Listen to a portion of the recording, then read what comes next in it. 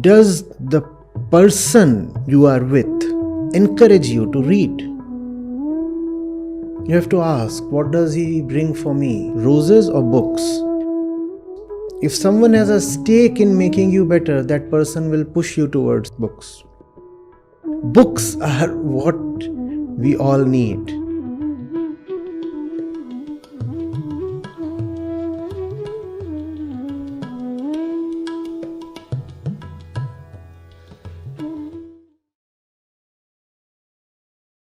What is it that gives you stress? How many of you feel stressed, let's say, at least a couple of times in the week?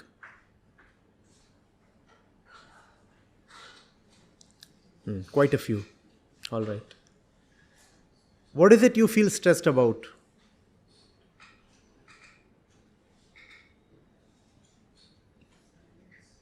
Just speak up. I'm hearing. Without the mic, just speak up. What is it you feel stressed about? Huh?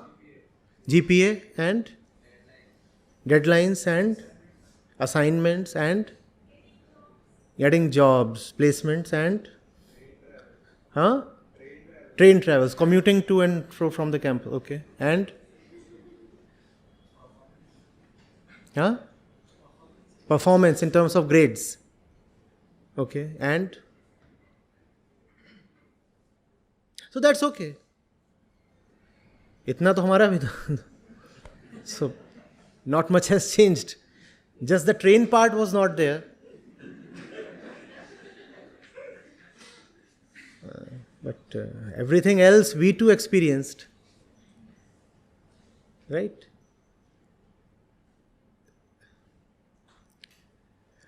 See, it's all right to have a particular level of stress. It keeps you disciplined. The problem is when stress becomes everything for you. When you lose sight of joy, of freedom, of attainment, and start feeling overwhelmed by stress. Stress is okay. You must learn to crack jokes when stressed. And those jokes will have a special flavor. There is tension in the mind. And I turn my own tension into a joke on myself.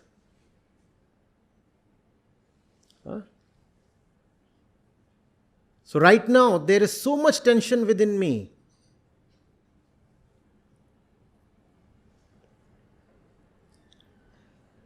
Some kind of sponty PJ. Close to the breaking point. Something on the Young's modulus. Stress and strain. Turn your own situation into a joke. It's okay. There's nobody who can live without stress, and it is not even desirable that one lives with zero stress. You should have, however, things in life that are bigger than your stress. You must know the right and relative place of everything. There is something you feel stressed about. The stress is all right. But then there are far more important things in life. Life and existence itself is more important than anything in life. So, before I came here, I was at IIT-Bombay.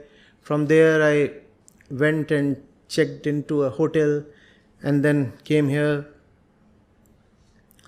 And yes, time pressure was there, definitely. Right? And this was actually scheduled at 5 p.m. Originally, the time I was supposed to be here was 5, and then I was told no.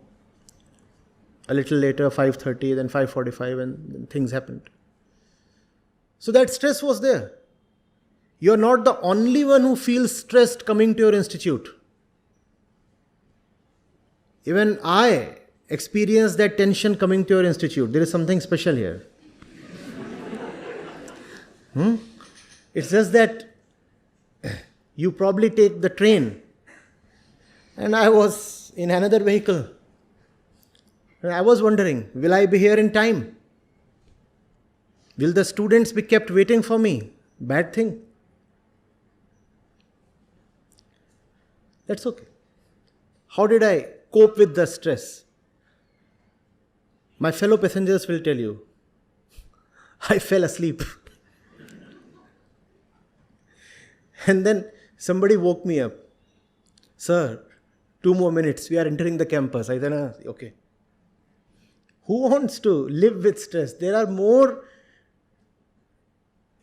useful things to do. There are better ways to utilize your time. Sleeping was a good way to utilize my time. Otherwise, what's the point in just staring at the bumper and the number plate of the vehicle in front of you? And that's what you do in Mumbai all the time. If the eyes are open, all they'll see is the bumpers, the number plates, and the chaos on the streets. Sleep. I'm not saying you must start sleeping.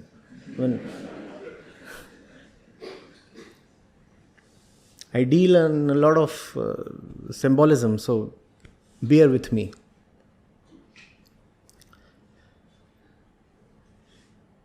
If you deal rightly with stress, stress is a friend. It crystallizes something within you. It makes you stronger. But if you do not know the right place of stress in life, then stress becomes threatening.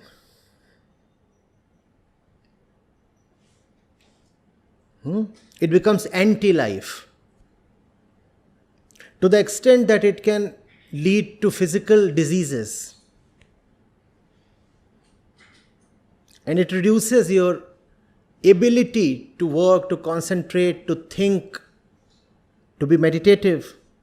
All that will suffer. Next time you are in a stressful position or period,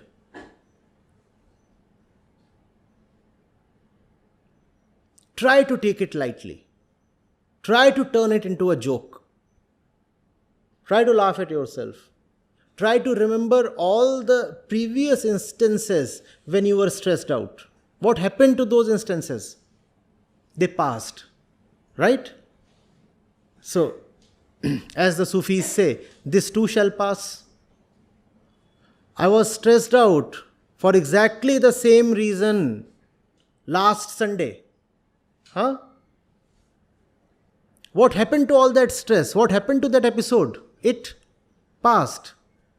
So this period too should not be too big on me. This too shall pass. Right? Competitiveness too is the same thing, much the same thing. Even I have been highly competitive. I think I still am. When I'm playing with someone, I do keep an eye on the scoreboard. When I'm playing with someone and I'm lagging, trailing, being defeated, I want to win. Right? Competitiveness should be used to bring out the best in you. The problem is when competitiveness brings out the worst in you. If you find yourself lagging behind someone, ask yourself, is it the best that I can be? Or is there hidden potential that I am not choosing to reveal, to manifest, to dig out? And let me assure each one of you, you are more powerful beautiful and greater than you can ever imagine. But all that remains hidden within just as an unexpressed potential. You know what? Most people die carrying that potential within without ever seeing it expressed. They do not even know what they were capable of, and they die. Don't let that happen to you. When challenged, when defeated, when cornered, just remember that whatever is the level of your work, your performance, you can be far better than that. It depends on how much you want to put into it. It depends on your choice to commit yourself more to the thing you want to excel in. It depends on your choice to withdraw your inner resources from all the wasteful miscellaneous places and concentrate those resources on the one thing that matters. Are you getting it? This might cost me 200 rupees, right? And I might have 2000 rupees. But what if I have committed 500 to this, 1000 to that, 100 to this, 50 to that, this, and I'm left with just 10 rupees.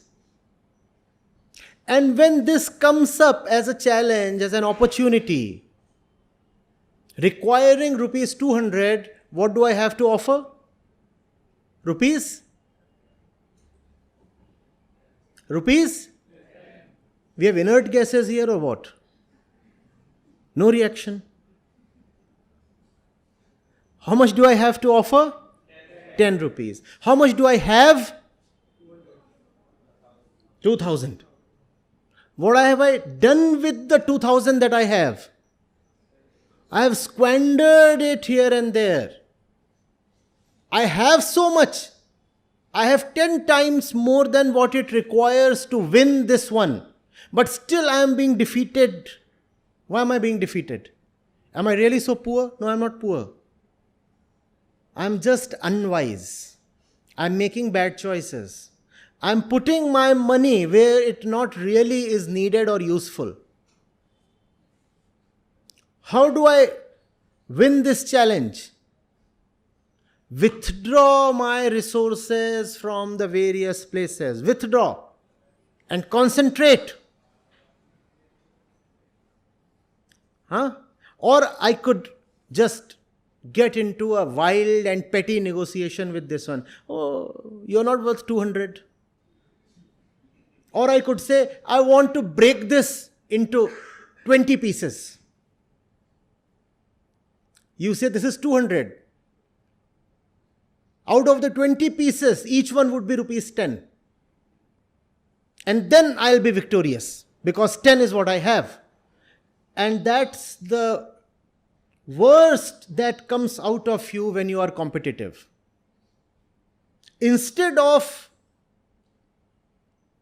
remembering your potential and concentrating your resources, you start destroying the challenger, the opponent, the competitor.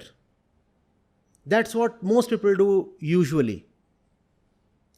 They don't want to remember that their worth is far greater than 10 rupees, that they can rise to 200 or 2000 from their current level of 10.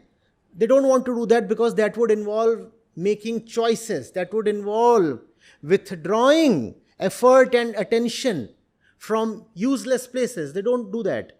Instead, they pull the competitor down. They say, this one is competing with me, I'll destroy it into 10 pieces. Is that worth it? How has that helped you? You began at 10 and you remained at 10. Have you risen? Have you become richer? Have you become better? No. Instead, you have consoled yourself with a petty victory. How has the victory come about? By attacking your opponent. Don't attack your opponent. Become greater than your opponent. And you can become greater than everything and everybody possible. It is in you. You just have to forget, you have to unremember that you are small and petty and helpless and powerless. This feeling has gotten too deeply into us. Oh, but I am a little person. But sir, how will I fight the world? All I am is a little girl. Sir, how is it possible for, me to tackle challenges? I was never very brilliant academically. I never secured even 80%. And here again I am trailing in my class. And I am 5'3". And you are telling me I am a world beater? Yes, you are. Potentially.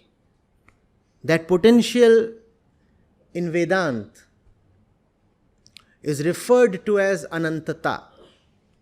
What does that mean? Infinity. Your potential stops nowhere. At no point can a limit be set to your potential. You insult yourself, you degrade yourself when you limit yourself in any way. And one sure shot way of limiting yourself is by thinking of the opponent as great or very superior. That's the wrong kind of competitiveness. When your opponent beats you, ask yourself, how did I play so badly? When he hits a great shot, my coach once told me, when your opponent hits a great shot, that was in squash, he said, ask yourself, how did I allow him a loose ball? It's not that he has played a great shot. I gave him the opportunity to play a great shot. Had I not given him a loose ball, he wouldn't have been able to play a great shot. Don't tell yourself, oh my God, I have a ferocious opponent. I'm surely going to be defeated. That's not the thing to be said. Yes, your shot is indeed great. All right. I admire that. I concede you played a wonderful shot. But before you played that great shot, something else happened. What was that? I offered you an easy ball. I'm not going to do that. I'm not going to do that. That's real competitiveness. Real competitiveness introspects. Real competitiveness looks at oneself and tries to raise the bar within. Getting it?